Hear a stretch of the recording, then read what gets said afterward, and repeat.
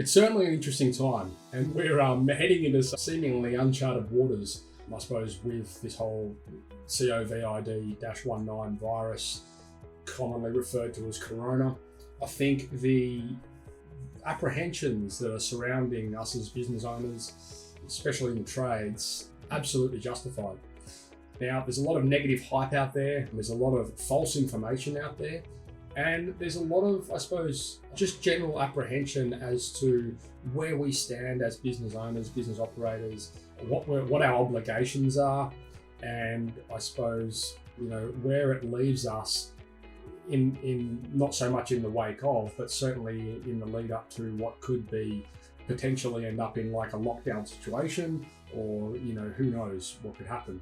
There's a lot of uncertainty. So with that in mind, I've recorded this panel discussion and I've called upon a whole bunch of industry experts to come together to help try and answer some of these questions, or at least shed some light on what's happening currently with this situation from their professional perspective. So we've got a gentleman here whose company is HR. I've got another gentleman here who's a business coach for tradespeople. I've got a contracts lawyer to talk about some of the obligations from a contractual perspective. I've got Bill, who's a chartered accountant, who's coming on to talk about some of the government incentives and how that affects us as small business operators. And then I'm talking a little bit as well about how you can operate a little bit more remotely, and I suppose make a bit of a segue from some of the traditional methods that a lot of you guys may currently employ, which is office staff, so on and so forth. And so just talking a little bit about how you can protect yourselves, protect your staff, and then protecting your customers as well, by just changing the way you do a few things. This is an awesome conversation. We've got some amazing people on this call, all extremely qualified within their own rights. And we did this, guys, as a value add because I know there's a lot of uncertainty out there and a lot of you guys have been asking certain things within the community. And so I've called upon these guys specifically to come together and, I suppose, pull all their knowledge and pull all their heads together. And it was a really fantastic conversation. If you have any further questions, and I'm sure a lot of you guys will, we're going to really try and double down on assisting you guys wherever possible in this space. And I know Travis, who's on the call, is putting together a weekly webinar initiative where we can talk to you guys and get some of the questions answered.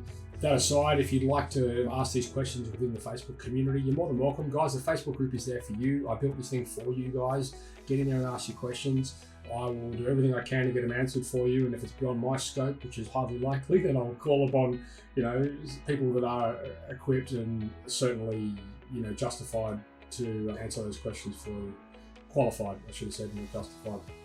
Anyway, enjoy this conversation. It is quite time sensitive, I suppose, in the sense that, the time we're recording this, it's the 18th of March 2020, and we're going to try and get this out there as soon as we can. There'll likely be some follow-up time sensitive communications that will come out of this as well.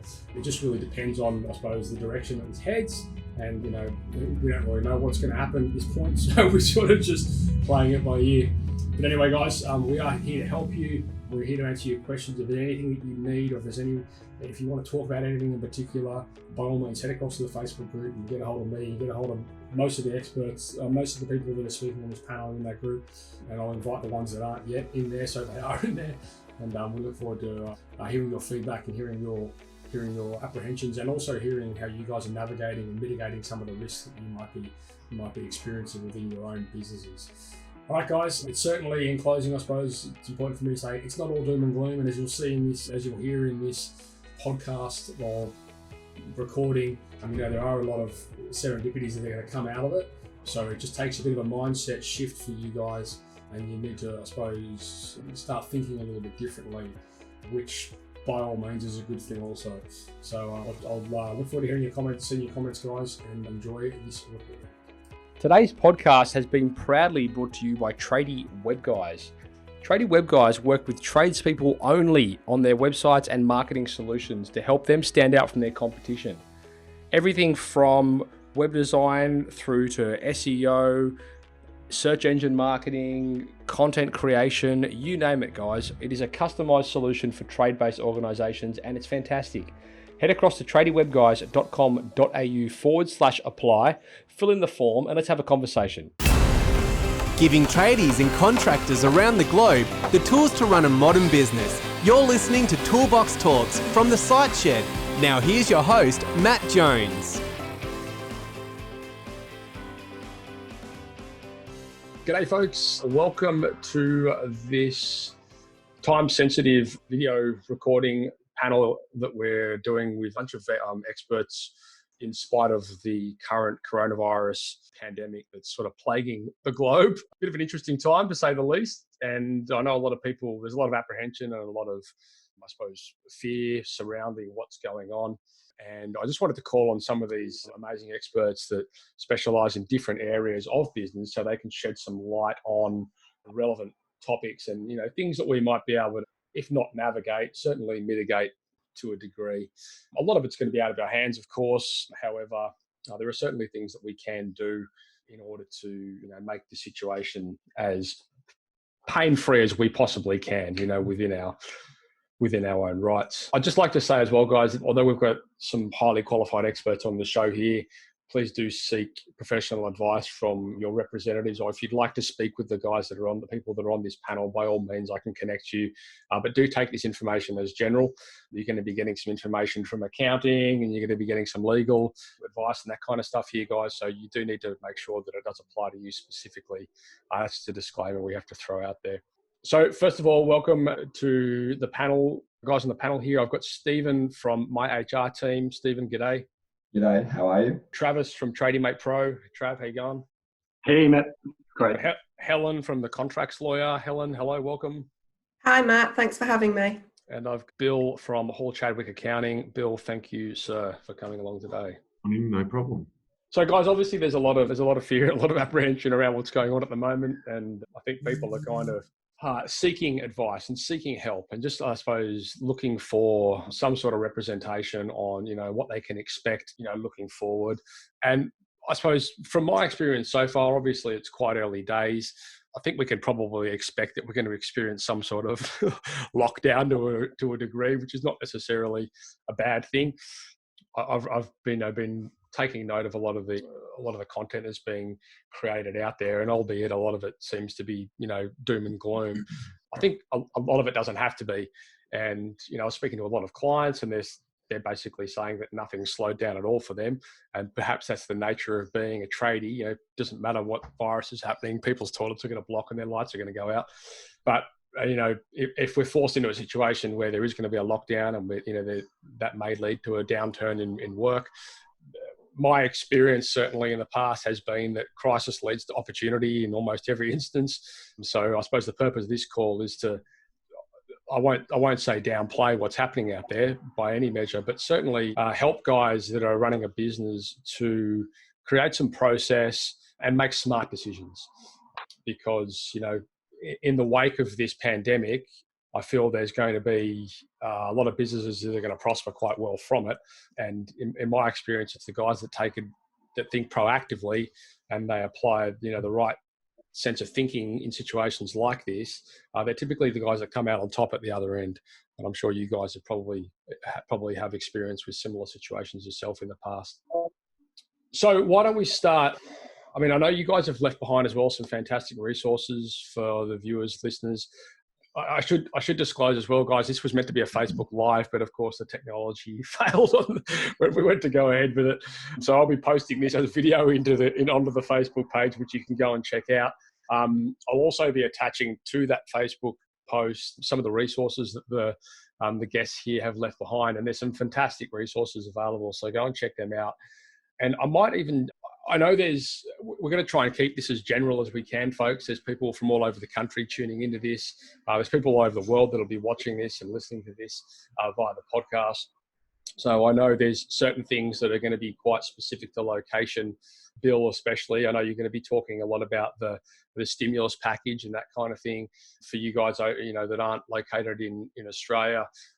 Again, a lot of that stuff may not be necessarily relevant to you, but I'm sure Bill will try and make it as relevant as we can, as general as we can, I should say.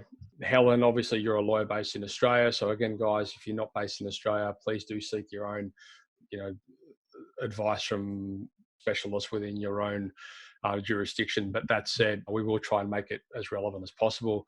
Stephen, you've got some great points here, which sort of instigated me to kick this conversation off. I know you sent through a fantastic resource, which was a policy that businesses can implement in relation to coronavirus.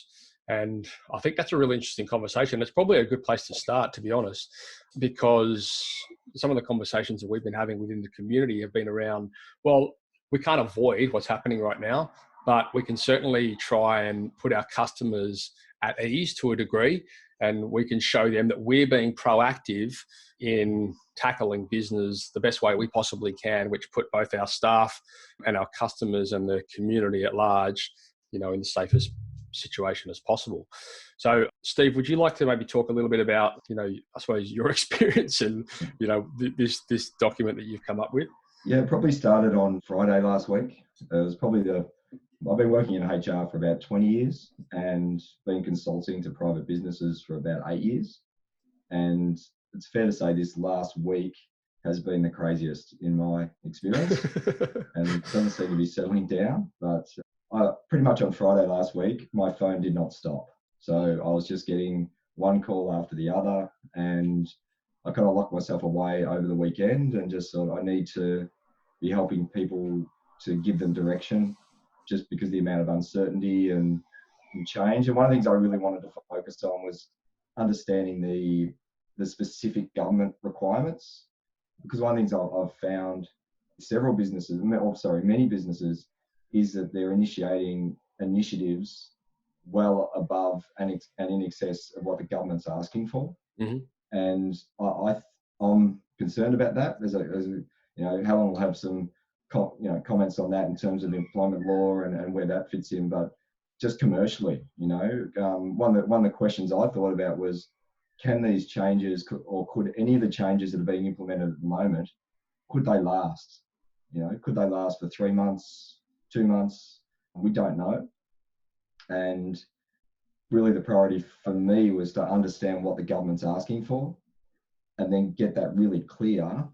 And then let's start there and start working our way through it. And I kind of locked myself away and just sort of geeked out on the Fair Work website and on all the current information that was available, and put together a policy based on the best information we could find. My wife's also a registered nurse, and she just had sort of heaps of practical knowledge around the medical side of it. And we also engaged a doctor to review it. And he did that, didn't charge us. I think I owe him a bottle of scotch, but he was certainly happy to help out. One of the things I really thought about was it's really it's a public health / medical issue first. And it's understanding that, and then what does that mean for a business? And then trying to get some documentation that clarifies that for people. So you put together an amazing policy, which you've also made available for any of the listeners and viewers out there. Again, guys, you can access that, if not through the Facebook post where this has come out. When it comes through the podcast, you'll be able to get it through the show notes. And it's a template. Stephen's actually created a template for you guys to take and customize for yourself. Fantastic resource. Stephen, thank you again very much for that. And Stephen, like you were saying just then, we don't know how long these things are going to last. But I think as well, from a proactive point of view, I've just been working currently on a document, which I'm going to be attaching as a resource, which is going to talk to the guys about how they can take situations like this and they can implement tools and resources and programs and things like that, which can help them operate remotely. Now, sadly, until situations like this happen, people don't really consider or don't value things like that. But I think in the wake of all of this, when all this is passed, I think we're going to find there are a lot of businesses that have been able to implement some processes which are going to help them operate a lot better and operate a lot more streamlined. And so, although there are certain things which, obviously are, quite scary, there's also going to be a lot of things that come out positively on the other side. What are your thoughts on that? Yeah, I agree. And even what we're doing today in terms of, meeting on a Zoom podcast and being able to communicate from home and all of those things, it's always been discussed. It's always been a good idea that we should, we could work from home. There's as long as you've got good internet access and you've got all the technology, but it's never been something that's really been embraced as fully as it could have been. And that may be the silver lining in this whole scenario, that we may really embrace that more. And, there's obvious benefits around less commuting time and efficiencies. You're not having to, drive into the office as much, and maybe that will leave a positive legacy at the end of all this, maybe. That's just an idea. So I'm just curious. I mean, there's obviously a lot of fear around at the moment, and, fear causes quite a lot of paranoia. I mean, you wake up in the morning and you've got like a runny nose and you think, oh my God, maybe I've got the virus kind of thing. I'd love to hear from an HR perspective. Obviously keeping calm is paramount, and, it's not easy to keep calm when, people are surrounded by things like newspapers, the news, absolutely. and social media, of course, which is probably one of the worst places for negative hype. Do you have any advice, I suppose, in relation to the reality of the situation? And if people even do get, contract the virus, then like how bad is it likely to be? Yeah, and that's how bad is it likely to be? I'm not sure. I'm not a medical expert, but I know from my own experience, I've got a bit of a crackly voice at the moment, and it's not a great time to have a crackly voice. And even I pulled in at the service station and bought some throat lozenges, and the guy at the service station sort of backed away. It's interesting how people are responding to anyone with a cold as well, and it's certainly interesting about the fear around contracting that. But yeah, in terms of the keeping calm, I think it's all the basics. It's looking after your health. It's good mental health. I think there's a lot of negativity in the media and in social media. It's trying to balance that out and getting some good information, factual information that you can do something about. And I think it's being able to problem solve the situation rather than going into fear mode. And I think a lot of people have gone into fear as a first response, and it's forcing people to do things that they probably might not have done if they thought it through. And that's what that's what I mentioned earlier about adding in additional controls on how to manage this. That that a lot of that's based around fear. Yeah, and it's all the basics. Eating well, looking after your immune system. Meditating. All those things that we all do and should do. I think that probably just becomes a higher priority, and looking after ourselves as the number one priority. What's likely to happen in the instance that workplaces are forced into shutting down? Yeah, well, that's a very interesting one, and it's maybe something that Helen can chime in with, because one of the things I've found, and a lot of the time it's been reminding people that the Fair Work system hasn't changed. There hasn't been a coronavirus change to the Fair Work system. It's basically the leave policies apply. So if you've got a leave policy that deals with sick leave, with annual leave, all those policies apply. It's not really that different unless people are being quarantined, and then it's a mandated thing for them to stop home and self and isolate from the workplace. That's obviously when it starts to change. I mean, I imagine that there'll become a point though where something might happen. I mean, in the instance where people are forced to stay home for 2 weeks or a month or whatever, which may or may not happen, who knows? But it's certainly happening in other places around the world, so you can't rule it out. I mean, if people have got 2 weeks worth of sick, 2 weeks worth of sick pay, and they're forced to stay home for for them and plus more, I guess you'd think the government's going to have to step in at some point, right? Yeah, possibly. And you look at casual employees, there's been a lot of uncertainty around casual staff. And I've had conversations around the loading. So a casual employee gets anywhere between a 20 and a 25% loading instead of, annual leave, sick leave, long service leave, public holidays, those sorts of things. And it is a trade-off. So when you're a casual employee, you're getting a higher base hourly rate, and you're trading that off against getting leave entitlements.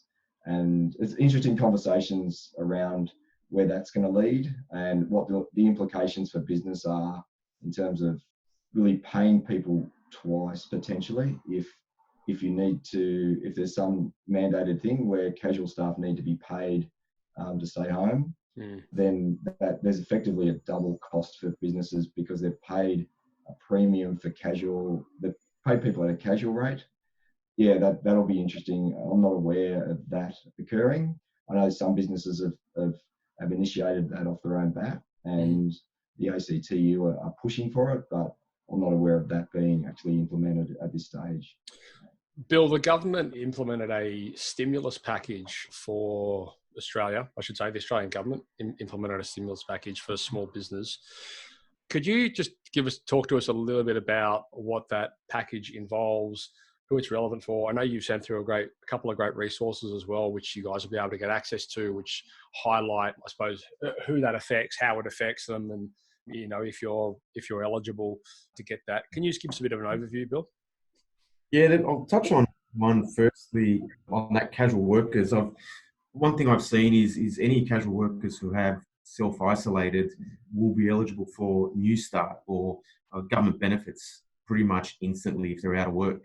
So that's something that might be relevant for, I guess, people who might have casual employees to the extent they got no leave entitlements and to the extent that employers do need to let them go. I guess all businesses will be affected in one way or another. There's been some stimulus package announced from the federal government. So I'll start on that side, on the Australian federal government. Few of the big ones there. And I expect them actually to announce something more in due course, whether it's in the next week or couple of weeks. The talk is the stimulus has to be in the vicinity of between 1.5% to 2% of GDP. So the first round of stimulus package was, I believe, around 0.5 or 0.6% of GDP. So it was $17.5 billion in various forms, mainly aimed at small businesses and employers to keep their people employed during this crisis. The newsletter that we've distributed, that Matt will make available, probably summarises the 5 or 6 key ones. And there's one there around instant asset write-offs, which I think is one you've got to approach with caution. If you're not in a position or your business is not in a position to go and acquire an asset today, you're probably better off conserving that capital. But for businesses who, let's say, are busier out of this or have an opportunity out of this and need to put on new equipment, assets, vehicles, whatever the case may be, if their turnover is less than $500 million, they can instantly write off an asset up to the value of $150,000 if acquired between now and the 30th of June 2020. Bill, just so people are clear, because I know when posted that in the group the other week, a lot of guys were like, hang on, so if I buy a $100,000 car, I get it all back? Can you just explain what it actually means? Yeah, okay. So, and that's the trick of it is, again, whether people can direct that kind of financial resource to buying a car or a truck or assets anyway. But in reality, what it means is instead of depreciating that asset over its useful life, which the vehicles could be 8 years, and therefore it's about a 15% per annum or 22.5% depreciation rate per annum, you get to write it off against your profit in the year that you buy it. The key there is if your business is profitable and you go and buy a 100,000 vehicle, then you can write off that $100,000 and reduce your income tax for the current financial year. It's not a direct cash back, it's not a rebate, it is a reduction of your business's taxable income. So I guess the tricky part there is if your businesses are going to start struggling to be profitable, getting an extra write-off for an asset of that nature is not really going to help your business if you're in a loss position. So that's really tricky. But I think that one's one that you want to tread lightly on and be cautious with your approach, because going and committing to substantial assets now is probably something you need to be very mindful of. Cash flow. Yeah. The other one is cash payments to small businesses. So every employer will have a $2,000 credit into their activity statement account. So whether you're an employer that lodges monthly activity statements or quarterly activity statements, that $2,000 is the bare minimum you will receive. You don't need to do anything to apply for that or be eligible for it, other than lodge your business activity statement for the March quarter, and that $2,000 will immediately be a credit within your integrated account. So for any business? Any employer. So you have staff and you need to be lodging and reporting PAYG withholding. Gotcha. So the difficult there is sole traders. Mm-hmm. If they're not employing anyone and they're operating as a sole trader ABN, they're not going to be eligible for it. Gotcha. But anyone operating as a PTY Limited and they've got one employee, it could be themselves, Mhm. business would be eligible for it. The credit is a maximum of $25,000, and the way it works is it's essentially 50% of the PAYG withholding you report on your activity statement. By way of example, if you lodge quarterly, you've got a handful of staff, you might lodge quarterly. It's March BAS, if you have $10,000 of PAYG withholding reported, there'll be a credit of $5,000 against that liability. I mean, that's quite a good, that's a very good incentive, isn't it? I mean, for Australian businesses, really. I mean, that's quite generous. Again, it's aimed at employers keeping their people Right. in business rather than, and look, you might approach things by going to 2-day weeks or hours to reduce your employment costs, but the aim is to keep people employed, and that credit is up to a $25,000 maximum based on what you report in your BAS between March and the 30th of June 2020. So again, it'll just accumulate over those activity statements as you lodge them until you reach your $25,000 maximum credit. Mm-hmm. The other one, which is big and will likely be very interesting for a lot of tradies, is the apprentice and trainee support. That one is a cash payment, a rebate effectively of up to $7,000 assistance to cover wages of an apprentice. Wow. And that goes from 1st of January this year up until the 30th of September. There'll be a mechanism where you need to apply for that from April, and it is backdated to the 1st of January. So it's a maximum of $7,000 per apprentice or trainee that you have in your business, and it's capped by the amount you pay them as well. So again, if you pay them less than that, which is probably not possible, it's below the minimum wage, but if you pay them, 15 grand a quarter at 60 grand a year, you will be eligible to receive $7,000 back as a rebate from government. So that one's going to be a really good one as well to keep people hopefully employed. It's a good thing we've got Stephen, yourself, and Helen on the phone here, because I feel like there's going to be a huge amount of crossover with this alone, this stimulus package that will impact HR, legal departments, so on and so forth, contracts.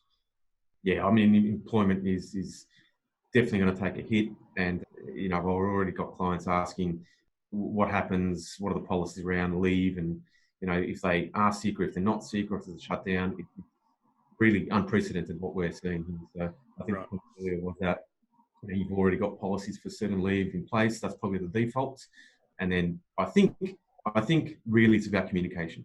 If you need to you look at your business cash flow and say, I'm going to struggle for the next 3 months or 6 months, then really having open communication with your staff and saying, maybe we've got to reduce you to a 3-day week or alternate days or whatever the case may be. But anything you can do to keep people employed is obviously going to help not only the business owner, but the staff themselves. So I think it's really got to be open communication on that end.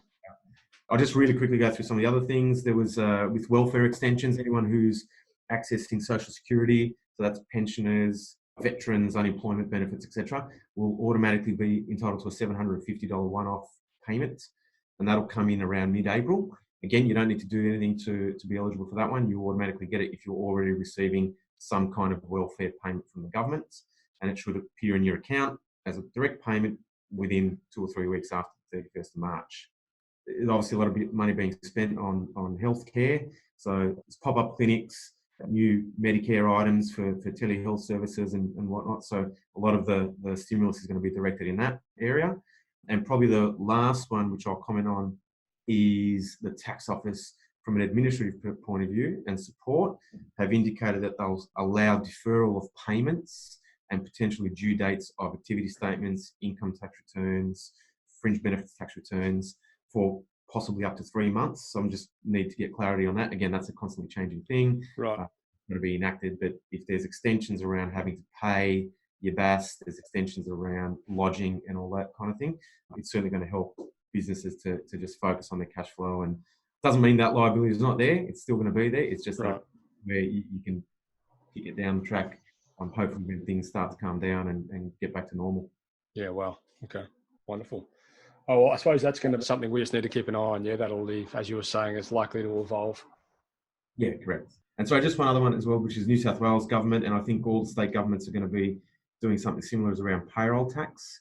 So employers who are above the payroll tax threshold and are paying payroll tax, it's different thresholds in each state. New South Wales is about 900,000, Queensland 1 million.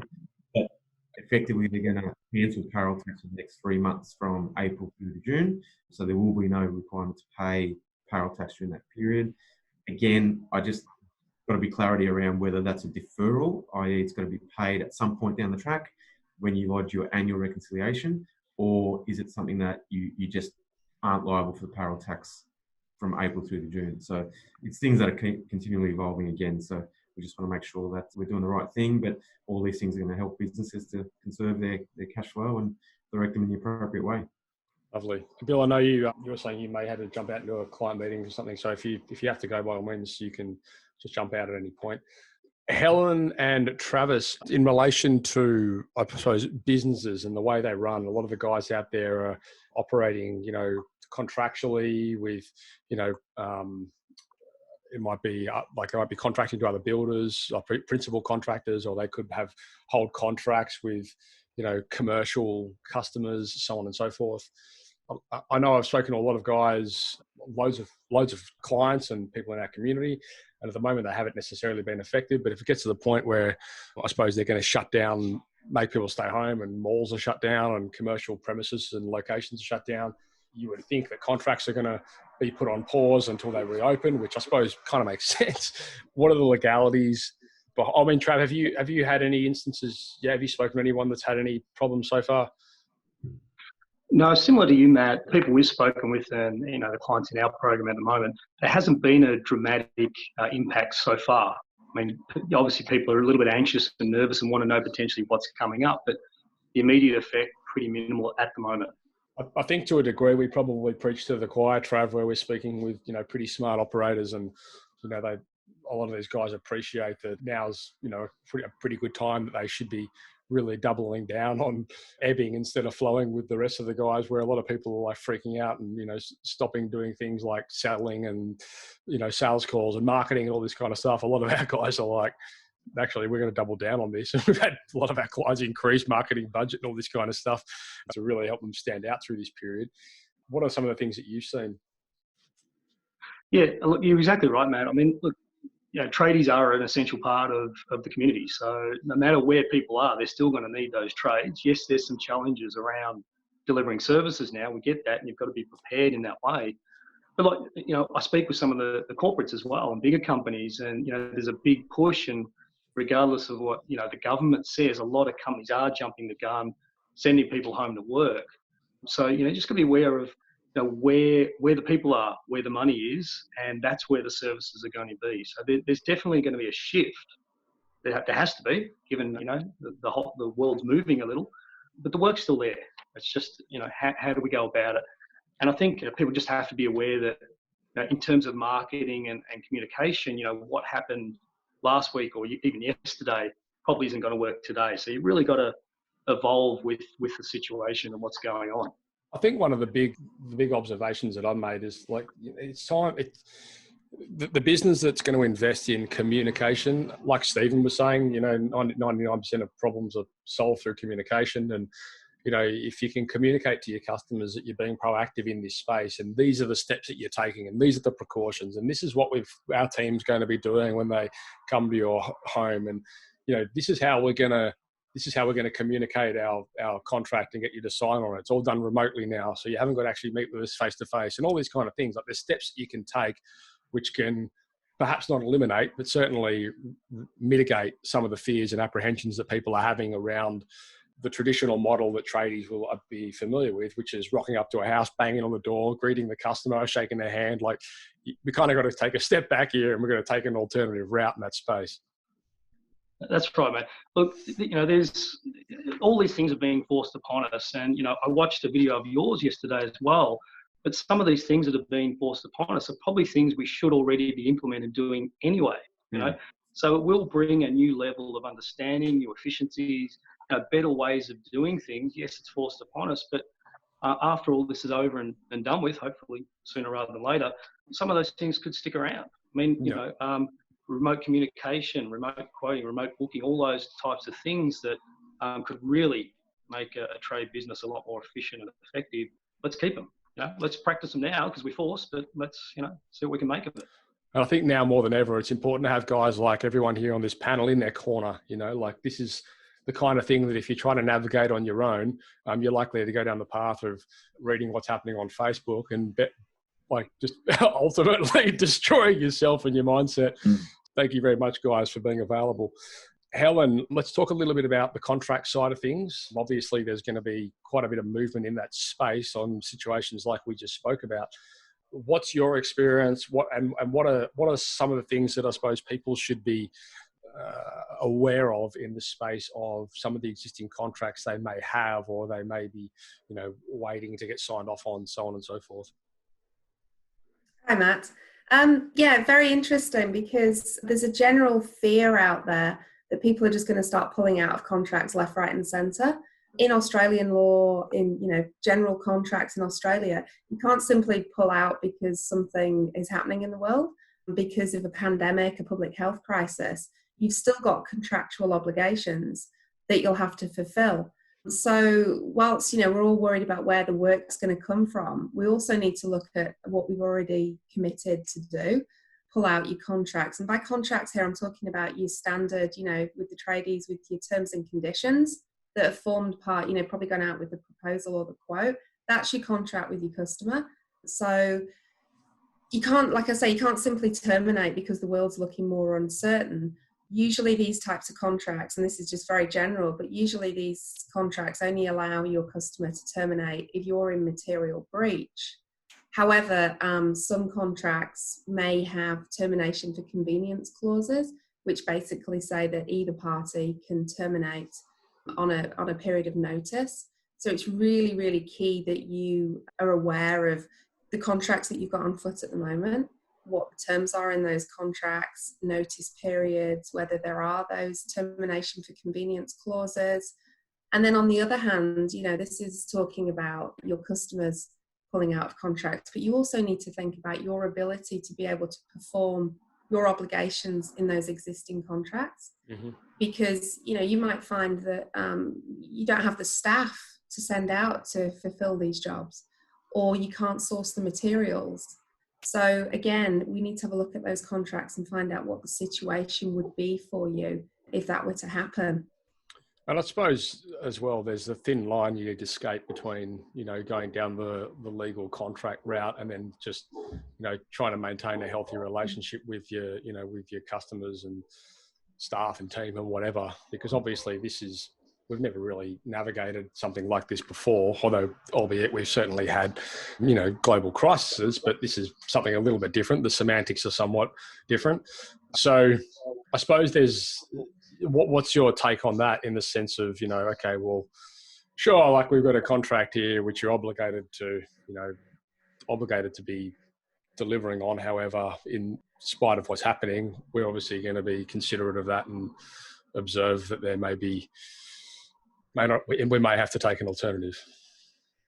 Yeah, absolutely. I mean, on the one hand, we've got these written contracts, these, terms and conditions, but on the other hand, we're all banding together and to make sure that we can all get through this.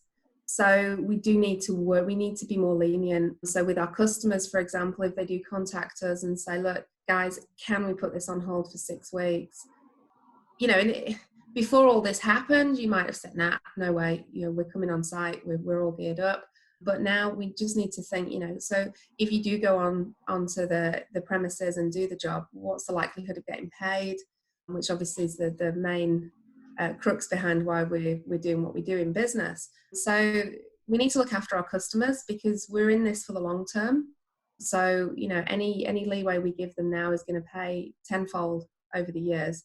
The thing I will say, and I'll run through some top tips just before I finish, but the one thing I will say is that these phone calls that you'll be having and should be having with your customers or the people that you've agreed to, perform or purchase services from, document it all in writing.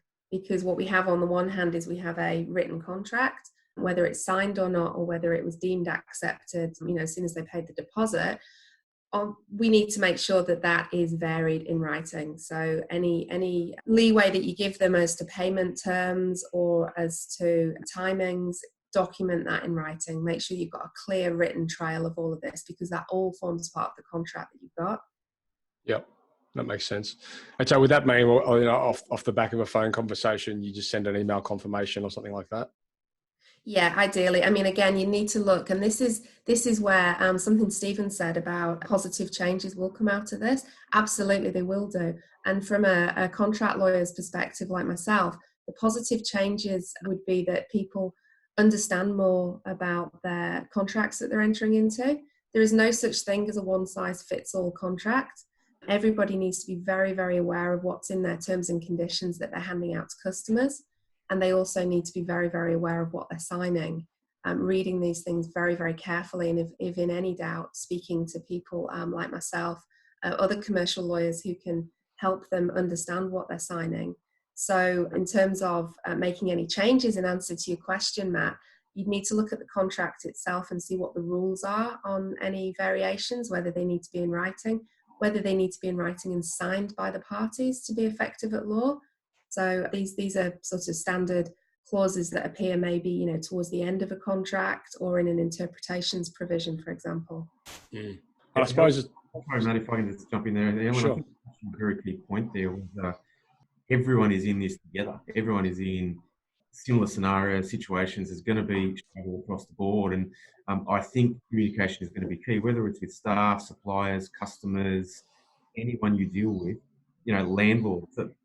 I'm just thinking and talking to some clients about leases they have. If they're in retail or even a warehouse or a factory or whatever, leases are going to be really important to look at and have a conversation with your landlords and saying, you know what, I may not be able to pay you rent for the next 3 months. Yeah, that's a very good point, Bill. And, whilst today I'm just talking about contracts for services, there's so many contracts out there which by the very nature just need to stay on foot. So the only way you can get leeway, if you don't want to be in breach of those contracts, is to reach some form of agreement with the other party, like your landlord. And that is going to happen. I know the banks have offered leeway payments, but you have to enter into an agreement with them. And that's exactly the same with anybody else that you've committed to pay money to. And as you said, get it in writing, document it somehow, keep a record of it, whether it's a supplier, a landlord, an employee. I think from a business owner's perspective, whatever you can negotiate, put it in writing and get. Yeah, absolutely. And I think the other thing, Bill, is, we were talking before about efficiencies and processes that will come out of this. And one of the things is I think that people need to understand that each contract that they enter into is a new project. So I think these project management tools that are available, a lot of them are free, like Asana, Trello, Monday. People really need to start using them to document their contracts. So start dates, end dates, notice periods, and actually have spreadsheets with all this key information. That way they know exactly where they stand. I've actually as well on that, like the resource that I'll be leaving behind is just going to be on some useful tools that businesses can adopt and implement into their business. And to be fair, it's tools that a lot of us, well, Travis and I certainly, we use every day, because we run remote businesses, we understand how it's quite process driven. But then when you're taking that mindset and applying it to, a business that's typically been knocking on doors like bricks and mortar, it's a little bit different for them. Well, it's not different, but it's just a paradigm for them, So guys, you'll be able to get some of the access to the document that I'm writing there, which gives you some ideas of some of the different tools and some of the different softwares that you can use to help operate a little bit more remotely and operate a little bit more of a systemized fashion.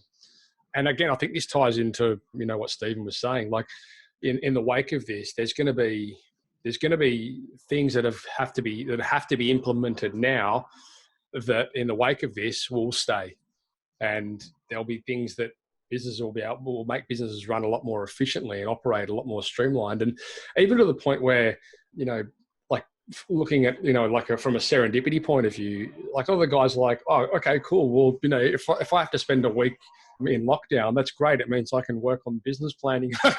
Like guys are already thinking, Fantastic. I think to be fair, again, we're probably preaching to the choir, speaking to our community, because they're all quite optimistic and smart business owners. But I think for a lot of the people out there, that are fearful, sometimes that this is a good opportunity for you to do that. Actually work on the business, get some things in some strategies implemented. I was talking to a guy only last week, a friend of mine's brother, and he was saying, "Oh, I just don't have time to sit down and crunch the numbers in the business. I just haven't had the time to do it. I've just got to keep operating." I'm like, that's insane for me to hear that. But, now you might have the time. Yeah, I mean, one of the things to put on your to-do list, absolutely, and it's, perhaps not as much fun as running the numbers, but is to understand what's in your commercial contracts that you're sending out. So I see time and time again that people send these out as a matter of course. Someone's prepared them somewhere down the line. Either, maybe they've bought them from an online law firm, or they've used like a combination of different people's terms. But hand on heart, I don't think many people actually really know what's in them. So maybe lockdown would be a good time to really get a handle on what's in your terms and whether that's what you want to carry on using. I have shared some top tips. One of the resources that I'm sharing has 5 top tips in for how you should now be dealing with your commercial contracts. And one of the things I think is crucial even today, if you can, is to get a clause into your commercial contract before you send it out on a new job, which says something along the lines of you're not liable in the event of a delay, and that delay being something that was outside of your reasonable control. That's what we nerdy lawyers call force majeure clauses. They absolutely now, because of this public health crisis, they need to be in there if they're not in there. And also making sure that time is not of the essence. Often there's these little clauses thrown into contracts that say time is of the essence. That basically means that if you've given a start date, delivery date, end date, that's concreted that, and it can't be moved without a written agreement by the parties. But it's certainly a good time for people to go and, at the very least, review their terms and conditions. And a lot of the listeners and viewers out there will be like, I don't even have any terms and conditions, so maybe it's a good time for you guys to go and actually get some. But I mean, yeah, that's right, including little things like that within the contracts. I mean, until now, I suppose, it's never really crossed our mind, or it's never really been a need to do so. But looking forward, again, as a serendipity coming in looking forward in the wake of all of this hoo-ha, that's something that will be in contracts from now on. So if it ever happens again, great, it's sort of covered, Yeah, absolutely. And one of the things that as the contracts lawyer I say is to be proactive about your contracts. It's usually only when you need to rely on a clause, something terrible has happened, that you actually dig them out and look at them and realise that the clause wasn't in there that you needed. So again, another positive change that will come from this is not only that understanding of your contract, but being very proactive with what's in them, whether you can actually sign them, whether you can meet those obligations, and whether there's leeway if something happens out of your control. And I think from my point of view, and I'll probably speak for both Travis and myself in this regard, when we're talking about, like the way businesses, I suppose, are going to have to be forced into operating to a degree remotely, is going to work in favour with them for things like, how they communicate with their team. So how do you, like, if you've got guys that are all over the place, currently it might be a matter of, text messaging or phone calls or whatever, but now we're forced into a situation where that communication might need to be collaborative. So then we need to look at collaborative forms of communication. And so, there might be group chats, or like we're doing right now, we're in a meeting here, we're all in different parts of the country, but the meeting's working quite well. So I think even things like this could put things in perspective. Okay, well, perhaps we don't need to have everyone in the boardroom at 9 a.m. on a Monday morning to discuss, things like this. We can all be tuning in from wherever we are, and we can effectively achieve the same thing. The one thing that will have to change, I suppose, is, if you haven't got the manager barking down your neck, the whole day, then, project management needs to be implemented, as you were saying, Helen, in order for that to, I suppose, be trackable and to keep people accountable. Yeah. And so, it's going to be important for people to, especially if you guys as business owners and business managers, to implement project management. Because once you've got things implemented into project management, like tasks, responsibilities, whatever, you can assign them and you can keep people accountable to them, and you can get them checking them off. Yes, that applies to office staff, sure, but it also applies to guys out on site. If you don't want them coming into the office, then you need to have these things in order. So it's almost like forced process, which from a business asset perspective is fantastic. It's something that we've been trying to get our clients and listeners to do for years and years and years, and now they're going to be forced to do it. So you should have listened to me in the first place. So Matt, just on that, I agree with you. I think there needs to be much more accountability with working from home. And I think that's one of the fears of business owners. Will people just pretend to work from home, and will they be watching Netflix and how productive will they really be? I did a phone interview yesterday, and I was chatting to someone over the phone, and I said, what are you up to? And he said, look, I've been asked to work from home by my employer. And I said, oh, it sounds like you're in a noisy place. And he goes, oh yeah, I'm out to lunch with my wife. And I thought, well, that's not really working from home. I understand you need to go for lunch, but are people really going to be? I'm putting myself in the shoes of the tradie, the owner of the business, and saying, well, there needs to be a level of productivity and trust as well, and make sure that there are those project management tools that track progress, and hopefully, and if people being efficient with their time, they might be able to churn through a lot more work without the distractions of the office as well. And this is the dynamic, and this is the mindset that business owners are now going to have to be faced. And it's something that for anyone that operates remote teams, like we came to grips with this years and years and years ago, but the mindset change here is now, okay, well, instead of, I want you to be in the office from 9 to 5. And I mean, don't get me wrong, you can sit in the office from 9 to 5 and sit on Facebook and get bugger all done anyway. Absolutely. So the difference is, well, now instead of you being in the office from 9 to 5, these are the tasks that I need you to complete. And I don't care if you go out for lunch with your wife, and I don't care if you get up and go for surf in the morning, but these are your tasks and you need to do them. So whether that means you're working at 11 o'clock at night getting them done, or whether it means you're working from 9 to 5 at home, doesn't really matter. Just get it done. Absolutely. There's a principle within organizational psychology called Parkinson's Law. I'm not sure if you guys have heard of that, but it's basically the work expands to the time that's available for its completion. Right. So if you say to someone, I need you to work 38 hours a week, generally the work expands to 38 hours a week, because there's a psychology around that. But really, could people come in, smash it out in 10 hours? It's really trying to change that mindset around what's a traditional way of working. Really, it's that gig economy, being able to come in and problem solve situations rather than sort of that mindset around, you need to fill in a certain amount of hours because that's why you get paid. It's kind of a different way of looking at it.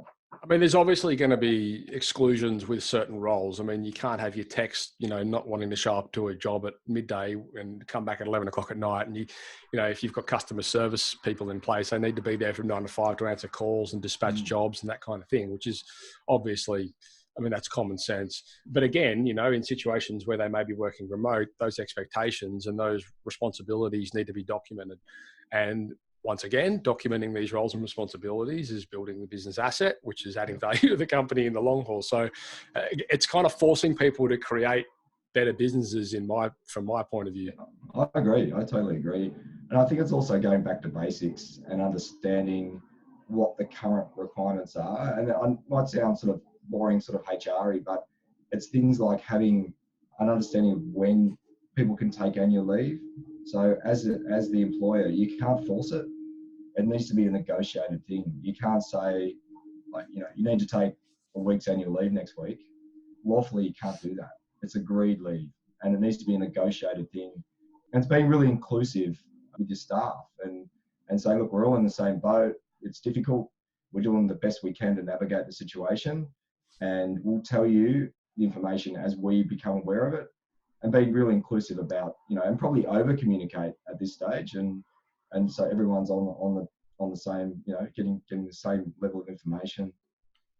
I mean, I'm sure we're all sick and tired of opening emails which talk about different COVID 19 policies and all that kind of stuff. But I suppose in hindsight, it does make you realise that there are a lot of companies out there that are being quite proactive in this space, and they're trying to do what we're talking about. They're trying to mitigate fear, make us feel comfortable with, the services that they provide or whatever we use them for, so on and so forth. So I think certainly when you're in a profession which is predominantly service-based, face-to-face, it's more important than ever to have some sort of policy in place. The template Stephen's left behind, guys, will certainly serve as a fantastic starting point for that. I mean, we could probably talk about this for hours and hours, folks, but respectful of the fact that you all need to go and run your own businesses and probably handle some of your own HR issues, we'll get to wrapping it up. Did anyone have anything else they want to add before we close off? Yeah, Matt, I just want to say, look, let's just pull it back to business owners for the moment. Business owners working from home, perhaps have got more time on their hands coming up now. Yes, they can work on those things that they've always wanted to work on and get done. But the point being that a lot of people won't.